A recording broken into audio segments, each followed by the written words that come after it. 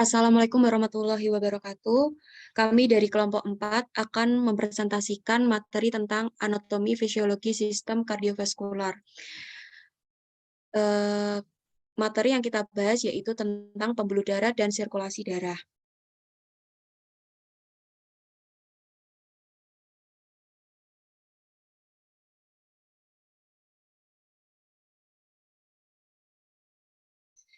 Sebelum menginjak ke materi, perkenalkan nama anggota dari kelompok 4. Perkenalkan, nama saya Agnes Saharmila dengan NIM D622001. Perkenalkan, saya Kansa Adila dengan NIM D6220037. Perkenalkan, nama saya Dwi Novitasari dengan NIM D6220049. Perkenalkan, nama saya Muhammad Abiur Ramadan, NIM D6220057. Perkenalkan, nama saya Alvan Gafariham dengan NIM D600220074. Yang pertama, saya akan menjelaskan pembuluh darah dari segi pengertian, fungsi, jenis, dan komponen sistem. Pengertian dari pembuluh darah adalah bagian dari sistem peredaran yang mengedarkan darah ke seluruh bagian tubuh manusia. Sedangkan fungsi dari pembuluh darah yaitu untuk mengedarkan sel-sel darah, nutrisi, dan oksigen ke jaringan tubuh. Dan yang kedua yaitu untuk mengangkut limbah dan karbon dioksida untuk dikeluarkan dari tubuh.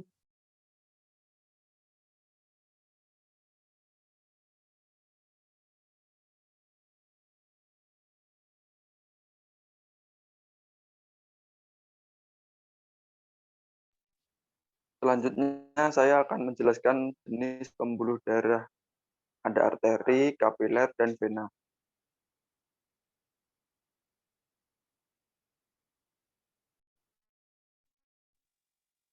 Yang pertama, arteri. Tempat mengalir darah yang dipompa dari bilik. Merupakan pembuluh yang liat dan elastis. Tekanan pembuluh darah lebih kuat daripada pembuluh balik. Memiliki sebuah katup namanya valvula semilunaris yang berada tepat di luar jantung, terdiri atas aorta, arteriol, dan kapiler.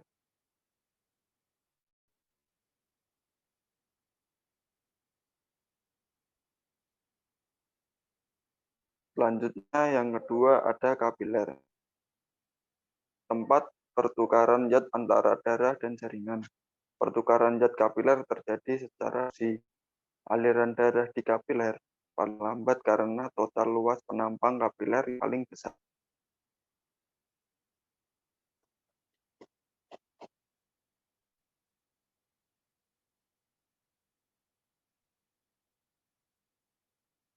Yang ketiga ada vena. Vena terletak di dekat permukaan kulit sehingga mudah dikenali. Pembuluh lebih tipis dan tidak elastis. Tekanan pembuluh lebih lemah dibandingkan pembuluh nadi. Terdapat katup yang berbentuk seperti bulan sabit, valvula semilunaris, dan menjaga agar darah tak berbalik arah. Terdiri dari vena cava superior yang bertugas membawa darah dari bagian atas tubuh menuju serambi kanan jantung. Yang kedua, vena cava inferior yang bertugas membawa darah dari bagian bawah tubuh ke serambi kanan jantung. Yang ketiga, vena cava pulmonalis yang bertugas membawa darah dari paru-paru ke serambi kiri jantung.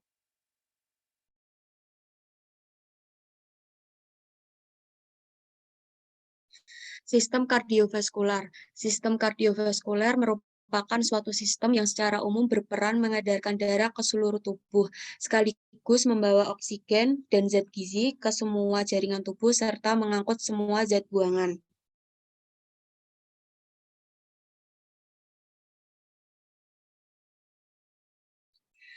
komponen sistem dari kardiovaskular. Yang pertama ada jantung.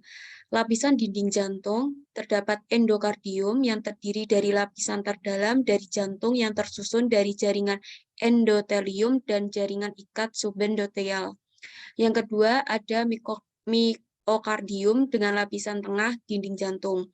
Dan yang ketiga ada epikardium, lapisan luar dari dinding jantung dan dibentuk oleh lapisan visceral dan visceral perikardium. Dan yang terakhir adalah perikardium, terdiri dari dua lapisan, yaitu lapisan luar disebut perikardium fibrosa dan lapisan dalam disebut epitel.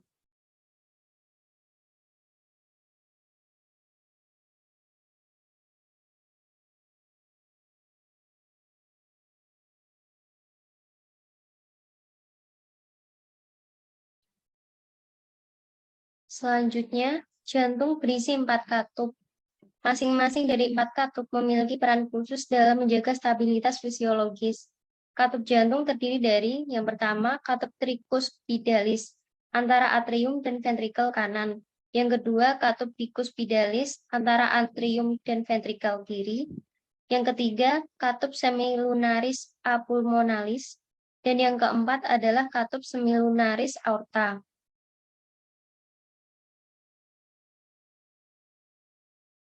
Selanjutnya adalah sirkulasi jantung. Yang pertama adalah atrium, menerima darah dari vena. Yang kedua ventrikel, memompa darah ke arteri. Selanjutnya aliran darah melalui jantung diatur oleh katup yang membuka ke satu sisi. Aliran darah hanya mengalir satu arah. Selanjutnya, darah dari seluruh tubuh kembali ke jantung atau atrium kanan melalui vena cava menuju ventrikel kanan melalui katup tricuspidalis. Dari ventrikel kanan, darah dipompa menuju paru-paru melalui katup semilunaris pulmonalis. Darah teroksigenasi dari paru-paru ke atrium kiri, kemudian ke ventrikel kiri melalui katup bicuspidalis.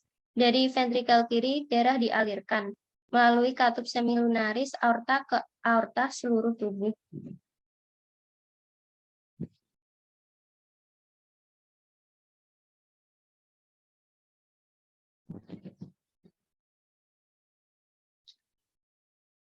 Selanjutnya adalah darah. Fungsi darah. Yang pertama, mengedarkan sari makanan ke seluruh tubuh yang dilakukan oleh plasma darah.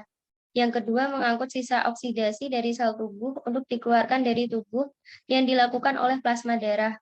Karbon dioksida dikeluarkan melalui paru-paru, urea dikeluarkan melalui ginjal.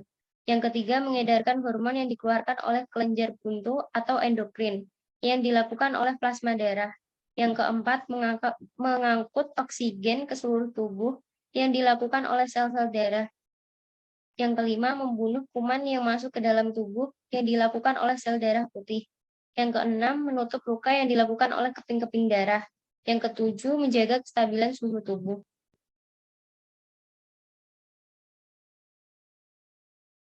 Karakteristik darah. Yang pertama, berat jenis darah adalah 1054 sampai 1060. Yang kedua, berat jenis plasma 1054 sampai 1060. Yang ketiga, viskositas atau kekentalan adalah 3 sampai 5 kali air. Dan yang terakhir, jumlah volume darah adalah 5 sampai 8% dB.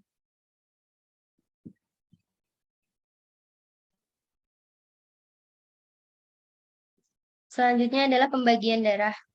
Yang pertama adalah plasma darah. Air 91%, substansi lain 8% terdiri dari protein plasma darah yaitu 70% yang berisi albumin, fibrinogen, globulin. Yang kedua adalah enzim. 0,9% terdiri dari asam amino, lemak, glukosa, urea, garam, sodium bikarbonat. Selanjutnya 0,1% berupa hormon, antibodi, gas. Selanjutnya adalah terdapat juga serum yaitu plasma darah yang tidak mengandung protein penggumpal darah. Yang terdapat di dalamnya antibodi yang membantu melawan infeksi.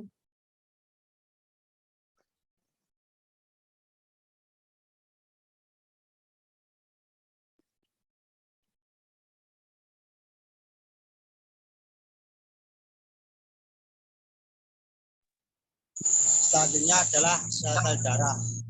1. Eritrosit. eritrosit tidak berinti, tidak memiliki DNA. Masa hidupnya 100 sampai 120 hari. Kedua, bentuknya bikonkav, yaitu cairan cakram dengan bagian tengah agak gepeng. Tiga, mengandung hemoglobin yang membantu untuk mengikat oksigen. Yang memiliki fungsi: satu, mengangkut O2 dari paru-paru ke jaringan. Dua, mengangkut CO2 dari jaringan ke paru-paru. Tiga, membawa Hb.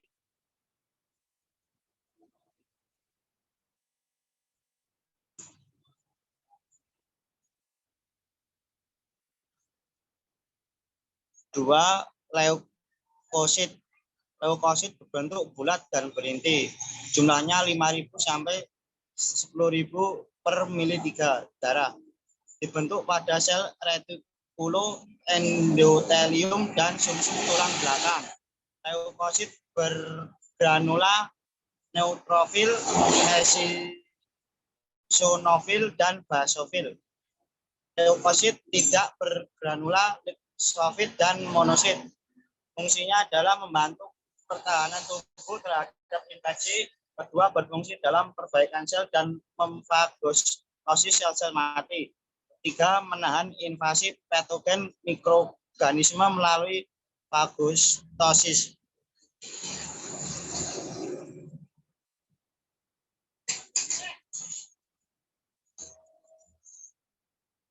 Ketiga, trombosit. Trombosit berbentuk cakram dan tidak berinti. Masa hidupnya 8 sampai 10 hari. Dua, dibentuk pada fragmentasi dari megakrosit sumsum tulang. Fungsinya membantu pembekuan darah dan homeostasis. Homeostasis merupakan kemampuan tubuh untuk mempertahankan agar darah tetap dalam bentuk cairan.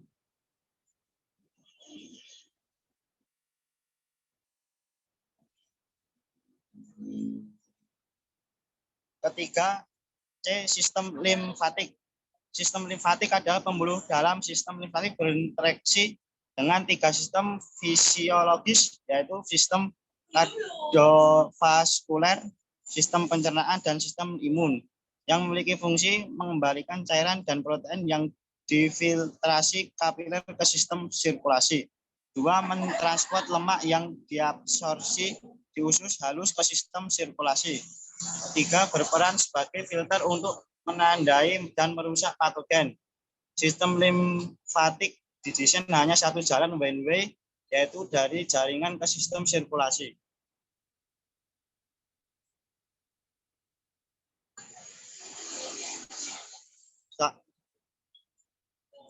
Selanjutnya, sirkulasi darah. Sirkulasi darah adalah suatu sistem organ yang berfungsi memindahkan zat dan nutrisi ke dan dari sel. Sistem ini juga membantu stabilisasi suhu dan pH tubuh atau bagian dari homeostatis.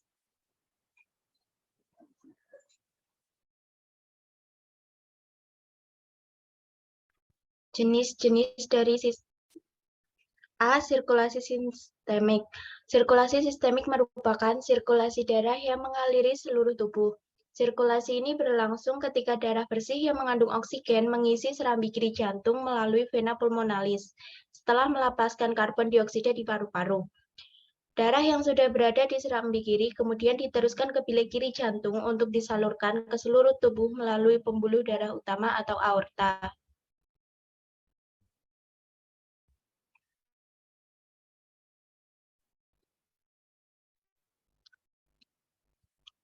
B. Sirkulasi pulmonal atau paru-paru. Satu, sirkulasi pulmonal atau sirkulasi paru merupakan sirkulasi darah dari jantung menuju paru-paru dan sebaliknya. Sirkulasi ini mengandung saat darah yang mengandung karbon dioksida dari sisa metabolisme tubuh kembali ke jantung melalui pembuluh vena besar atau vena cava. Selanjutnya, darah tersebut akan masuk ke serambi kanan dan diteruskan ke bilik kanan jantung.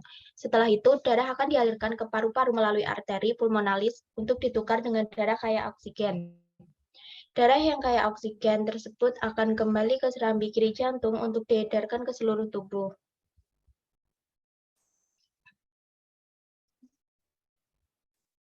Gangguan sistem peredaran darah.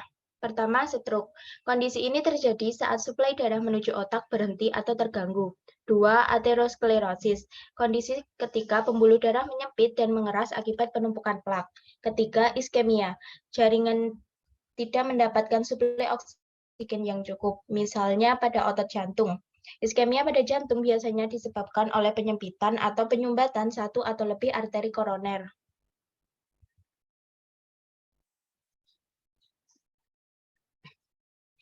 Mencegah terjadinya gangguan pada sistem peredaran darah.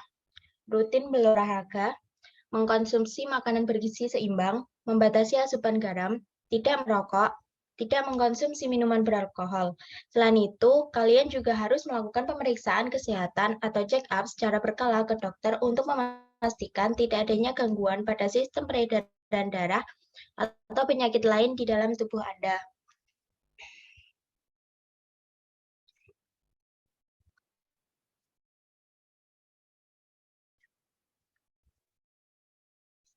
Referensi bisa dibaca. Terima kasih.